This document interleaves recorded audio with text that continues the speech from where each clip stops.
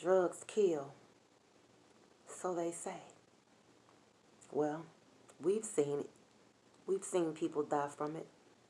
We've also seen what it's done to the people in our family, the people that we're closest to, the people that we love the most.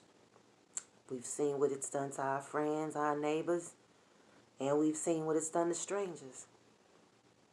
It causes people to lie, steal, kill. And a lot of times people end up dead because they overdose and their bodies can't take it no more. Where am I going with this? Indoctrination. How is that compared to drugs? Well, most people do drugs because they're looking for a painkiller. Something that will take them to a place of euphoria mentally, emotionally, spiritually. To the point to where they may even sometimes physically feel like they're in that place.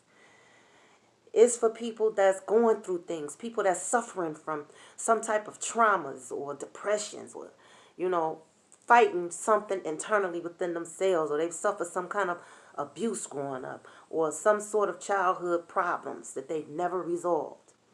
A lot of times they turn to drugs because they're looking for a healing. Although drugs don't heal us. But mentally, we don't question that feeling when we getting high. Now, I've never been on hard drugs, but I did used to smoke marijuana when I was younger. I did it, and I loved it because I'm already silly, and it made me intensify my personality 10 times more. So guess what? I laughed at everything. Everything was funny. So I was in a place of euphoria. I didn't want to come back.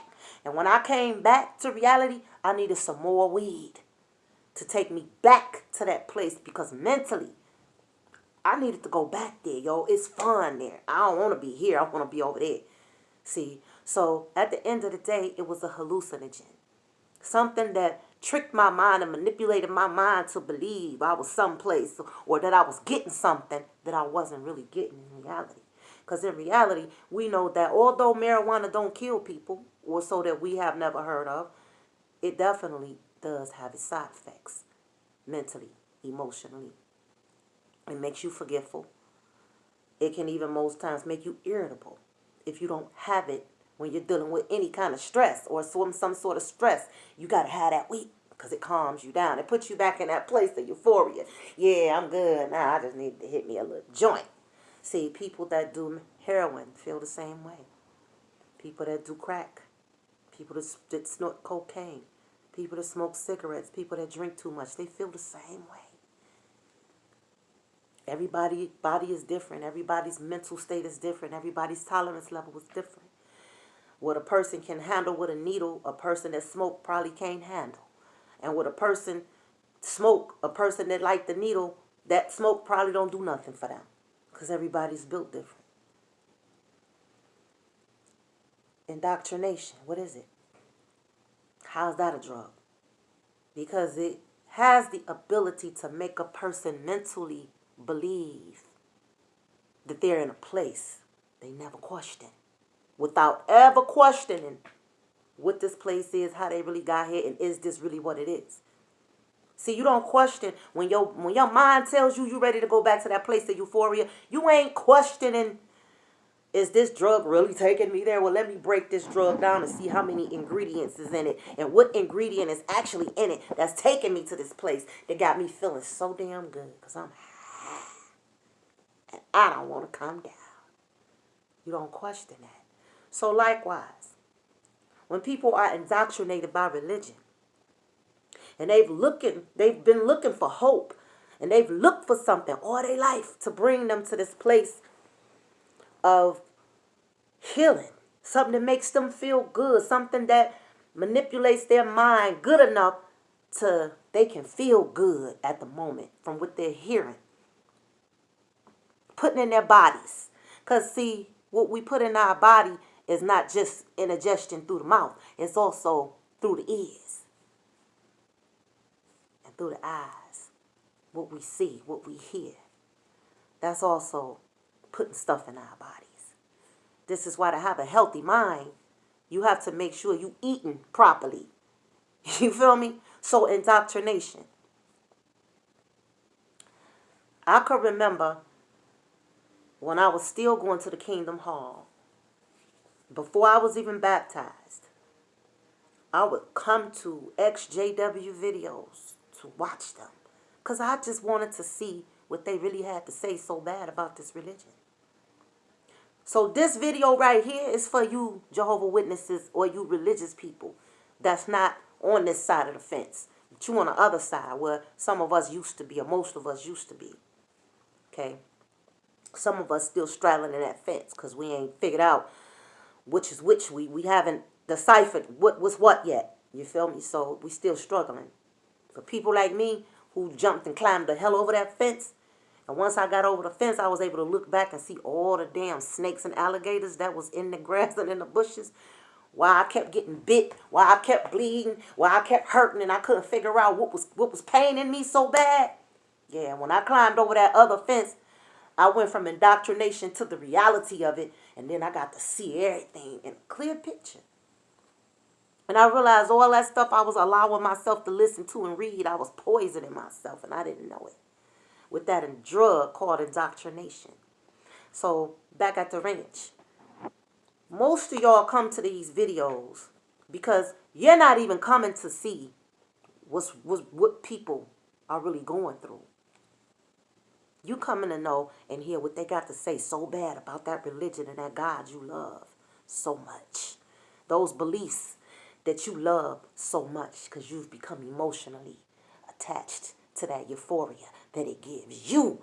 So you want to know, well, how come I'm getting all this love and these people over here talking about, you know, this is what this religion did to them. They just didn't love Jehovah. See, you're not coming here because you trying to sympathize with somebody has been through.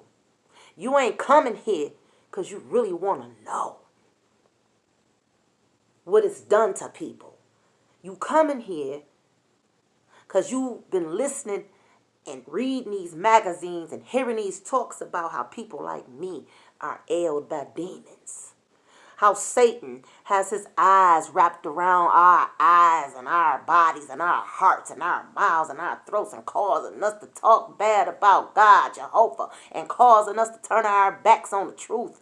And we're going to die at Armageddon. See, you've been fed these drugs that's got your mind all twisted and wrapped up in this euphoria that this religion has given you, or any religion has given you.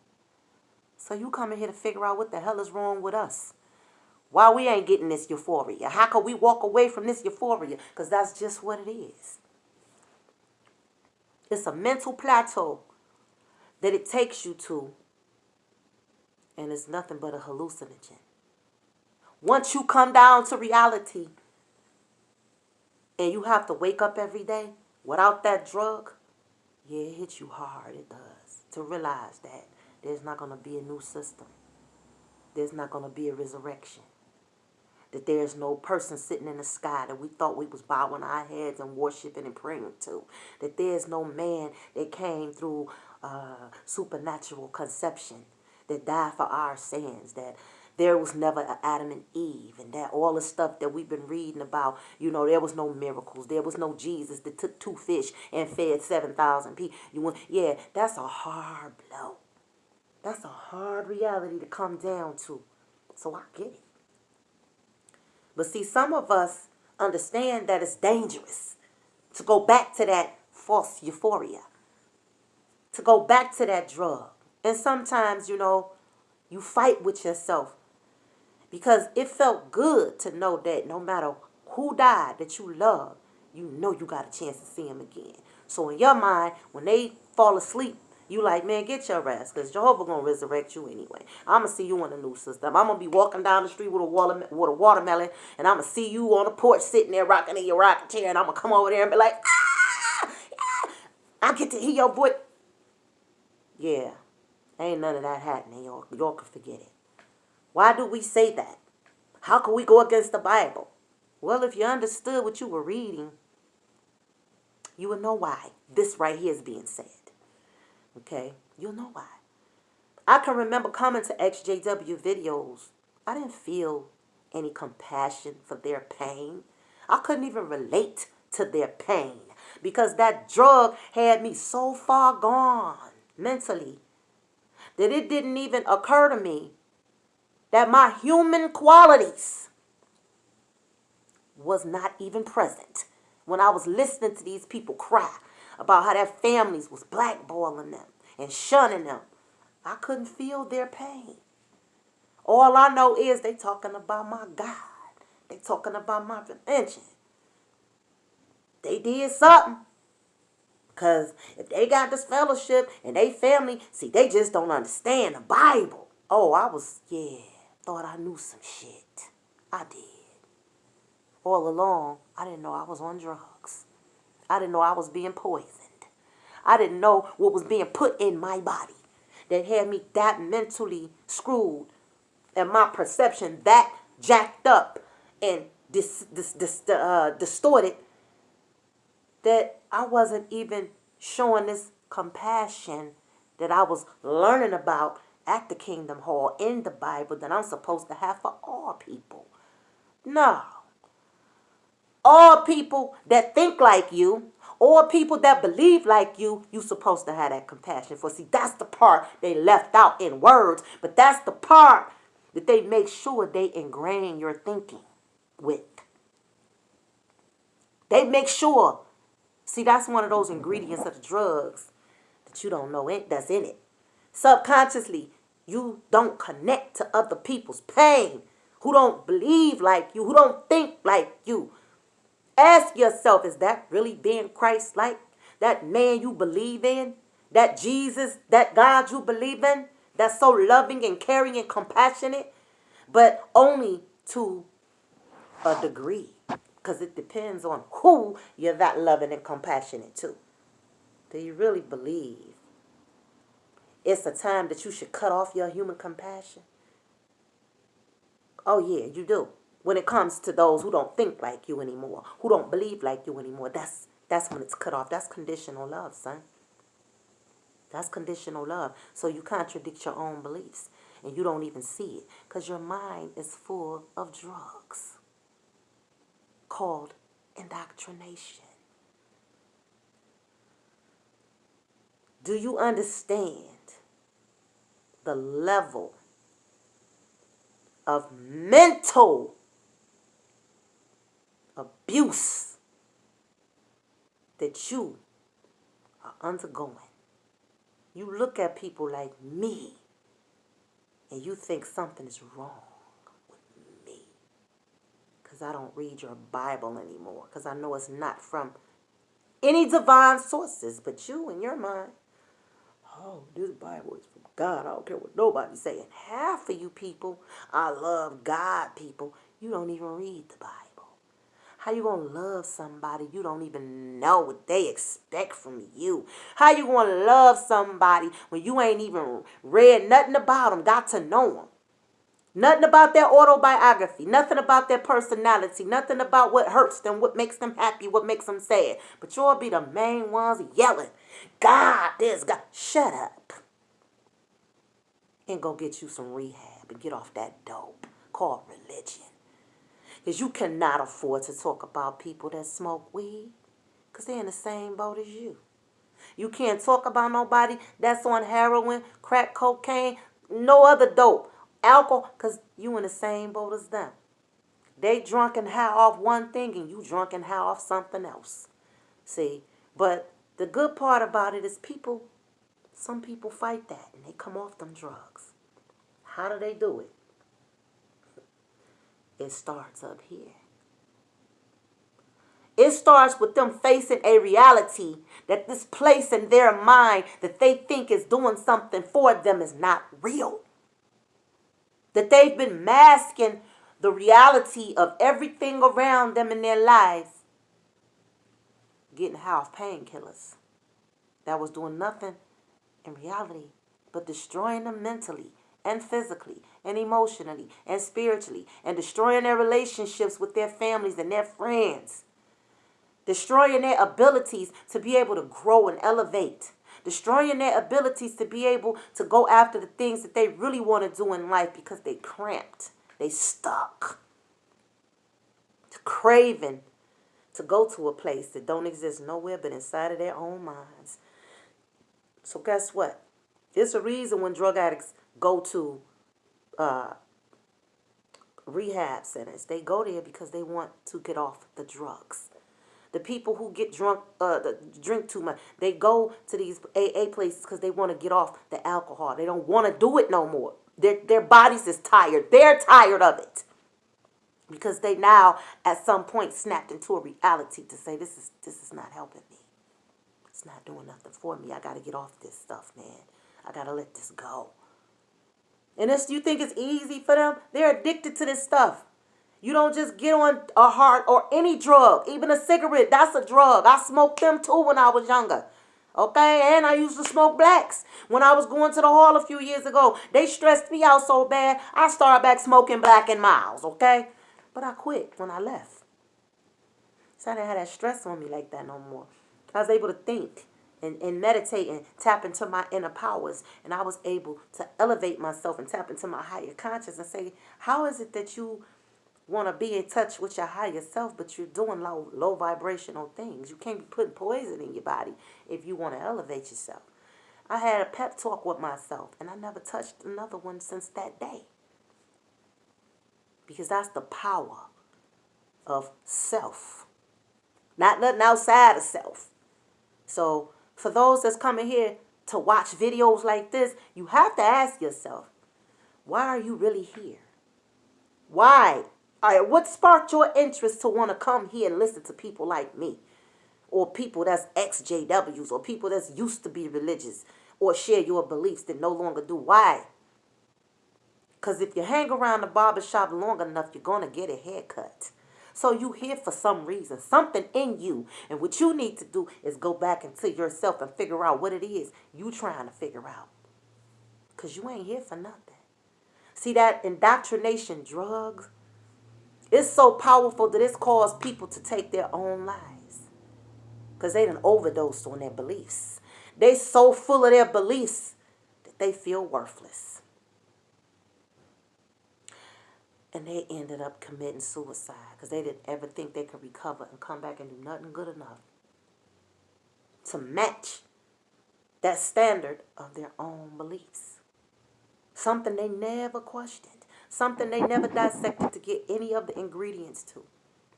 All they know is, well, God said it because the scripture says God said it.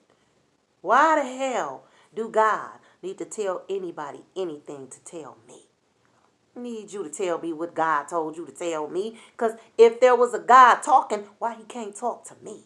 I'm one of his children just like you. So what makes you special that he got to, I need you to go tell Nairi. Man, if you don't get up out of here with all that hearsay, the only voice you heard was your damn own. Now, if you want to come to me with a message, come to me and tell me, listen, I got some energy going on and I'm feeling from you. And it's something in me that's motivating me to say this to you. I could live with that. Because that's a reality. Don't come talking about God said, God told me this is the word from God today. No, God told you that. That ain't got nothing to do with me. If that's what your God and your mind is telling you, then that's for you. See? Because if we all individual people walking at our own pace in life, how in the hell God gonna come at us all at one time to tell us all the same thing and expect us all to be on the same path in the same way? Bullshit. At some point, you snap out of the euphoria and you come back to reality and you realize that shit ain't real, yo. A lot of us have been traumatized by this religion. By religion, period. By our own beliefs. A lot of us have suffered being physically raped, abused, molested, blackballed, shunned. A lot of us have had health problems, died because we couldn't take blood transfusions because of something that a man said God said. That ain't nobody heard God himself say. Okay? Now, don't get it confused. Let me say this. I acknowledge. Now, this is me. This ain't got nothing to do with nobody else. I acknowledge there is a higher power. Because In my common sense, it says all of this didn't get here by itself. All this creation just didn't get here on its own. And we know we didn't have nothing to do with it coming here. So something created it. It had to come from somewhere. Okay, as far as our human thinking go. So my problem is, though whatever that higher power is, don't nobody know what it is and who it is. So they make up shit along the way. And they feed this to people. They stuff this poison down people's freaking throats. All over the world. All over the planet. Different cultures. Different lands. They all got a story. And everybody's similar to each other's. Except for the people they worship. The gods they done created are all different. I saw a meme on Facebook one day. It said, why is it that all religion have different gods but got the same Satan? Now for you believers that's coming here to nitpick and find something, why don't you, when you come down off your drug for a second of indoctrination, go ask yourself in the moment of reality, why is there so many gods in every religion but one Satan? When you get the answer or you come up with a logical reasoning for that, then you could come here to criticize people like me. Until then, you need to figure out why you here. Why is your drug bringing you here? Because we're here to heal. But you claim you already got the healing. So why are you here?